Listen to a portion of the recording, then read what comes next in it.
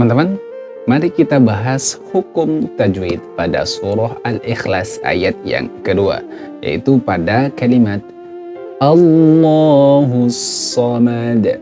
Allahus Samad. Nah, kita bahas satu persatu. Hukum tajwid pada yang pertama pada ayat yang kedua ini, yaitu pada kata Allahu. Ya, di situ terdapat lafaz Allah, teman-teman. Terdapat lafaz Allah. Nah, lafaz Allah itu mempunyai dua hukum tajwid, ya. Yang pertama adalah bisa dibaca tafhim atau dibaca tebal, atau bisa dibaca tarqiq, dibaca tipis. Ya, dibaca tipis. Kapan lafaz Allah dibaca tebal atau dibaca tafhim? Ketika lafaz Allah didahului oleh harokat fathah ataupun harokat dhammah. Ya, maka dibaca tafhim. Contoh apa? Allahu. Nah, dalam konteks ini karena lafaz Allah yang diawali oleh harokat fathah pada alifnya, Allahu dibaca tebal, la, jadi dibaca tebal, tafhim. Nah, bagaimana ketika diawali dengan harokat dhammah? Abdullah, seperti itu. Jangan dibaca Allahu atau dibaca Abdullah. Nah, kalau itu dibaca tipis jadinya, ya. Harus dibaca tebal, yaitu dibaca tafhim. Kemudian kapan lafaz Allah ini dibaca tarqiq? Yaitu ketika lafaz Allah didahului oleh harakat kasrah. Jadi lillahi, lahi. Ya seperti itu. Kalau tarqiq itu la. Kalau tafhim la. Seperti itu. Baik, itu hukum tajwid yang pertama pada surah Al-Ikhlas ayat yang kedua. Kemudian hukum tajwid yang kedua pada surah Al-Ikhlas ayat yang kedua ini, yaitu masih pada kata lafaz Allahu. Ya, di situ ada fathah yang panjang, teman-teman. Dibaca mat tabi'i, panjangnya satu alif. Allahu, Allahu, seperti itu. Ya, dibaca panjang satu alif. Nah, hati-hati saat kita melafalkan bacaan mat tabi'i ini. Kadang kita ketika dalam satu ayat ada beberapa bacaan mat tabi'i, kadang panjangnya beda-beda. Nah, lantas bagaimana cara agar panjangnya bisa sama? Nah, caranya adalah dengan menekan, teman-teman, ditekan. Nah, karena dalam konteks kita belajar metode, biasa kita menggunakan metodenya ayunan, ya. La, la, la, satu ayunan, satu alif sama dengan satu ayunan. Allahu, Allahu, seperti itu. Ya, namanya ayunan ada tekanan. Jadi ada tekanan kembali. Allahu, Allahus Samad, Allahus Samad, Allahu. Seperti itu. Ya, itu salah satu cara untuk menstabilkan bacaan mat tabi'i. Baik. Kemudian hukum tajwid yang ketiga pada surah Al-Ikhlas ayat yang ketiga ini, yaitu pada kata as-samadu. Di situ ada alif lam. Nah, alif lam itu juga mempunyai dua hukum, teman-teman. Ya, ini termasuk dalam kategorinya lam ta'rif. Ya, dalam ta'rif dibagi menjadi dua, yaitu alif lam qamariyah, alif lam syamsiyah. Alif lam qamariyah ini disebut juga dengan idhar qamariyah. Sedangkan alif lam syamsiyah itu disebut juga dengan idgham syamsiyah. Nah, nanti kita bahas secara detail kenapa dibaca idhar, kenapa dibaca idgham. Oke, kenapa sebutannya seperti itu. Baik. Jadi, kapan dibaca alif lam qamariyah? Ketika alif lam, ya, ada al atau alif lam bertemu dengan huruf qamariyah. Begitu pula dengan alif lam syamsiyah. Kapan dibaca alif lam syamsiyah? Yaitu ketika ada alif lam bertemu dengan huruf syamsiyah. Nah, huruf syamsiyah kayak apa? Sebanyak apa saja?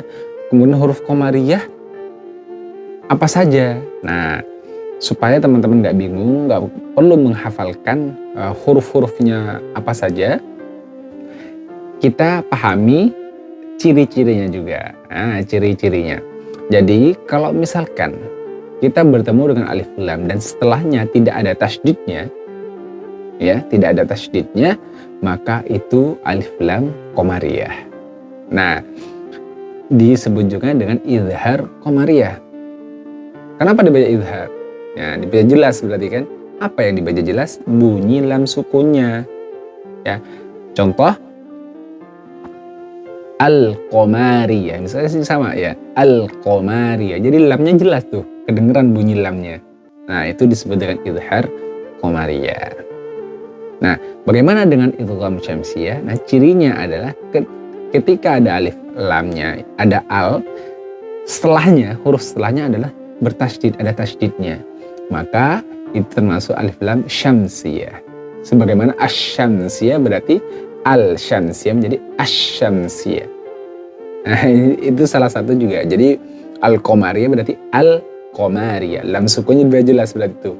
Ya, asy-syamsiyah berarti asyam, lamnya juga udah nggak ada, udah hilang, udah dilebur. Nah, makanya disebut juga alif lam syamsiyah itu dengan alif lam idgham syamsiyah. Jadi diidghamkan, dileburkan. Apa yang dileburkan? Bunyi lam sukunnya ke huruf setelahnya. Jadi al-syamsiyah menjadi asy-syamsiyah. Begitu pula dengan konteks kalimat di atas. Jadi awalnya Allahul Somadu menjadi Allahus Somadu. Jadi lam sukunnya dileburkan ke huruf sod. Jadi as-somadu, as-somadu, as-somadu. Baik, itu yang disebut dengan idgham syamsiyah atau alif lam syamsiyah. Kemudian hukum tajwid yang terakhir pada ayat yang kedua pada surah Al-Ikhlas ini, yaitu pada kata as-somadu. Nah, di situ ada tanda wakaf dan di akhir ayat. Jadi diwakafkan di situ jadinya kan.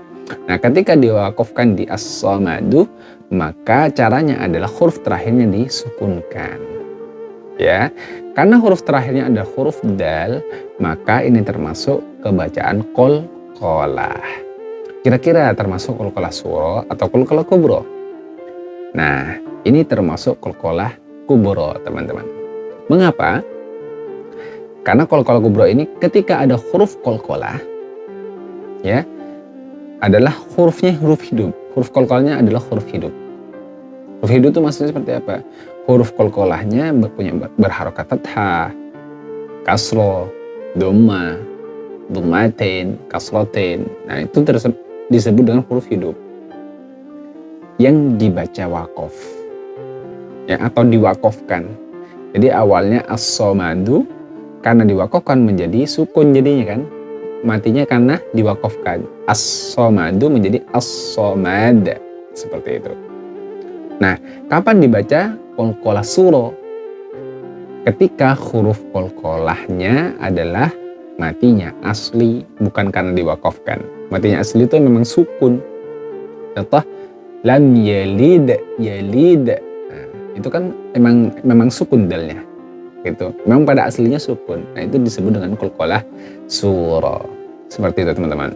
Jadi, untuk huruf bacaan tajwid, hukum tajwid pada surah Al-Baqarah ayat yang kedua ini, yang pertama yaitu Allahu.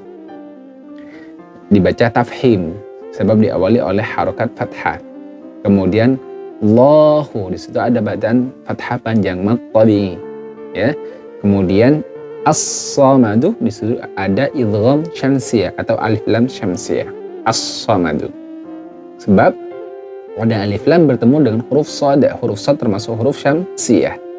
Sehingga bunyi lamnya dileburkan ke huruf shadnya. Kemudian yang terakhir adalah as-somadu menjadi as-somad. Dibaca qalqalah kubra. Sebab huruf qalqalahnya adalah huruf hidup yang diwakafkan. Matinya karena diwakafkan. Seperti itu, teman-teman. Mudah-mudahan bisa bermanfaat.